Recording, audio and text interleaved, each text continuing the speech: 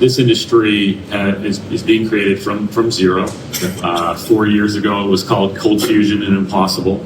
But us and others are starting to put in-orbit architecture in place that can facilitate new applications. And ultimately, the key unlock for us is that space now has the ability to address the mass consumer market. And that's really the unlock. I think that's got a lot of excitement here, is because space is no longer just about enterprise or government. It's now something that can be available to everybody. It's being democratized. It's going directly to the 5 billion phones into people's pockets today.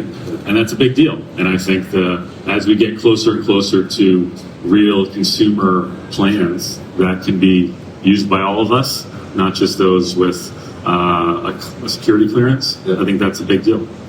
I want to get into the direct-to-cell, direct-to-device story here. I think a lot of people are following that really closely and want to understand, the implications of that and how it plays out in terms of when this service is going to be in people's pockets. Scott, AST has been super active the last year. First satellite launches, big plans. How do you see the direct-to-device opportunity playing out, and what are you hearing from the operators that you're, discussing this with? How are they viewing this as going to be used by their own customers? It's a great question. And so to date, we've launched 5 commercial satellites. We're starting to do kind of beta service with them in the United States and a few countries in Europe. And we just did some high-profile video calls with Margarita, the CEO of Vodafone, as well as our partners in the US, AT&T and Verizon. So that's meant to convey that this is cellular broadband capable. And that's, for us, where we're going. Our entire architecture from 7 years ago was designed around that outcome. I think what you're seeing today is the initial unlocks of how do you make a direct-to-device service go over the consumer market. You're seeing text services, you're seeing SOS services.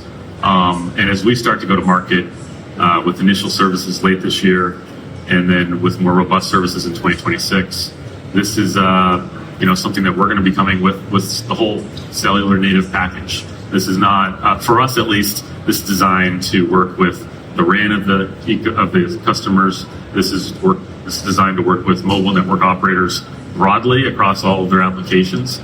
And it's up to them and us how we go to market with that. But being cellular broadband capable is very important.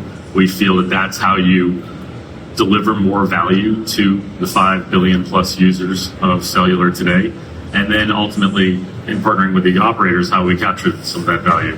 And so that's our strategy. That's how we monetize it. And you see it playing out actually in Europe directly with the expansion of our Vodafone partnership this week, as we announced a joint venture to not just go after the 10 Vodafone home markets, but expand across Europe with the sovereign European capability that takes traffic up and brings traffic down within Europe.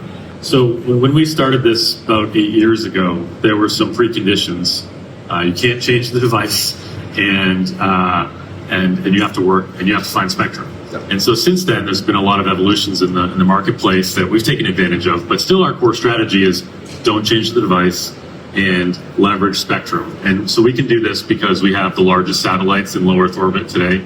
They're about 65 square meters. Our next generation one being launched in Q2 is about 200 square meters. So these are really, really big satellites that facilitate a lot of things, including phones that work without having to wave in the sky, phones that can get cellular broadband capable connections. We've already tested 20 megabits per second on a 5 megahertz allocation. So it's really us. We're about providing as much flexibility in the in-orbit architecture that allows the ecosystem to participate in that, and ultimately the service provider, the operator, with whom we're partnered with about 50 globally, who cover almost 3 billion subscribers. These give them as much flexibility to go to market as possible, because what we know is that there are good use cases in killer apps and this and that, but at the end of the day, what the operators have done for the consumer mass market of available information, putting the world's information in our pocket 95+% of the time is amazing. And still we're upset about it. Still we want more. And one of the things that our layer does is it allows the consumer to fall back in love with connectivity through their service provider. Yep. And being able to do that is critical. Yep. And for us, in terms of timeline, we're launching more satellites this year, but we're rolling out a closed beta in the United States with Verizon and AT&T soon. Yep. And that will basically do cellular broadband to a regular unmodified phone with no changes required on the phone, but for a limited time frame, less than an hour a day. And as we launch more satellites, we can enable more of a continuous service. Yep. And we'll start with services later this year that are more public, and then in 2026, that's the big open. So any device taps into it right away. That's super interesting.